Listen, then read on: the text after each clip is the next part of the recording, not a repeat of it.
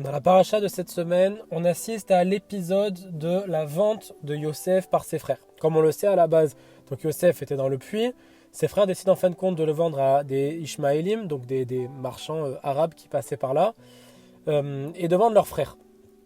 On voit dans les premiers versets de la paracha, au moment où les frères vont pour vendre Yosef, on nous dit que les Ishmaélim donc passent ici, et que leurs chameaux, sur lesquels donc ils venaient, ils passaient, étaient chargés d'aromates, étaient chargés de baumes, étaient chargés de lotus, et qu'ils allaient transporter en Égypte.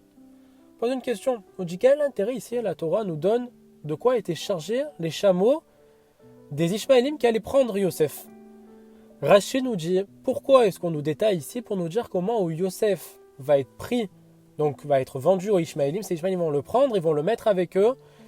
À ce moment-là, Yosef va être transporté dans un endroit où il y a une bonne odeur et ça va, comme si on peut dire, le tranquilliser. Une seconde, la question elle est encore plus grande. Yosef, qui à la base était chez lui tranquillement, d'un coup est jeté dans un puits. On lui enlève sa tunique, on le vend à des inconnus et là il est transporté. Et le fait qu'à ce moment-là on lui fasse sentir une bonne odeur, c'est ça qui va le tranquilliser. C'est incompréhensible. Lui il pense pas à ça, il pense à qu'est-ce qu'il va devenir. C'est comme pour nous dire, il n'y a pas si longtemps que ça, le 7 octobre, lorsque des personnes, des familles entières ont été prises en otage, ont été levées du lit, et avec tout ce qui a pu se passer, brutalisées, frappées, etc., et tout ce qui s'ensuit, à ce moment-là, on nous dit qu'un des otages qui monte dans une des jeeps des terroristes, il marchait même, à ce moment-là, qu'est-ce qui se passe? Il y a une bonne odeur, ça sent le citron, ou ça sent les herbes, etc., et là, il est tranquillisé. Comment c'est possible? Il n'a pas du tout envie de savoir maintenant s'il va bien sentir, pas sentir, est-ce que ça va être une bonne odeur, une mauvaise odeur. Ça lui est égal. Lui, il pense à sa famille, il pense à ses enfants, il pense à ses parents, il pense à ce que lui va devenir, où il va finir. Quel est l'intérêt maintenant de nous dire quoi? Qu'il va sentir quelque chose qui sent bon. Et lui, en plus de ça, ça va le tranquilliser un petit peu. Enfin, on ne comprend pas. Comme pour ici, comme pour Yosef, on ne comprend pas. Le Rav Yonah Metzger, il nous donne une belle réponse. À commencer déjà par au nom de la Chassidoute. Il nous dit que tout ce qu'on fait au quotidien, tout est relié généralement au matériel. C'est-à-dire, on va manger, c'est au matériel. On va avoir des relations, c'est au matériel. On va travailler, c'est au matériel. Il y a un sens que l'on développe qui, lui, est rattaché au spirituel. D'ailleurs, de là vient son nom. Le mot spirituel en hébreu se dit ruchani. Et de là est tiré réar. Réar qui veut dire l'odorat.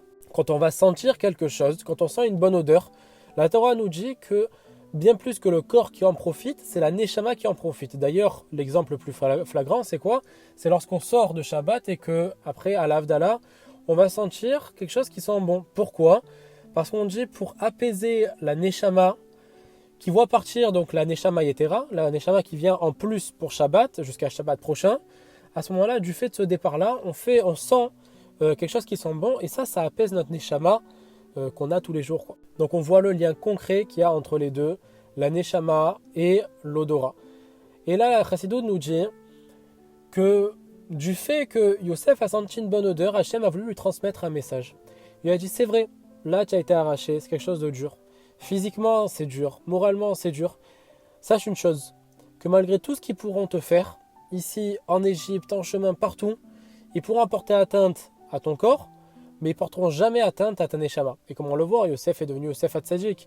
C'est pas ça qui a fait qu'il a changé. Pourquoi Hachem lui a fait passer un message, il lui a dit, ne t'inquiète pas, tout est pour le bien, tout ce qui va arriver, ce sera pour le bien.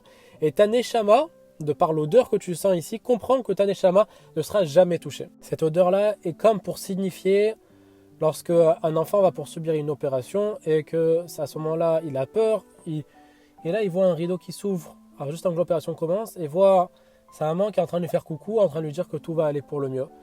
Évidemment, Hachem est là, il est en train de dire à Yosef que c'est dur, mais que au niveau spirituel, et puis tout va aller pour le mieux. La preuve, tu vas devenir prince d'Égypte, et etc., etc. Tout ce qui se passe par la suite, on le sait.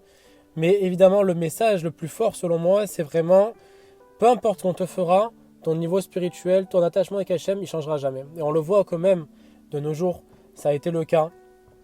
Lorsque, avec tous les otages qui ont été pris, combien d'histoires magnifiques on a entendues sur ces otages-là qui, au sein même des tunnels au plus profond de l'obscurité, qui ont fait des actes en rapprochement avec Hachem énormes.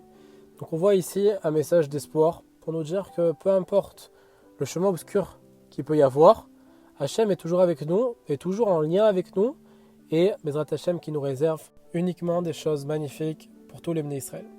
Besorot Tovot, Shavuot Tov.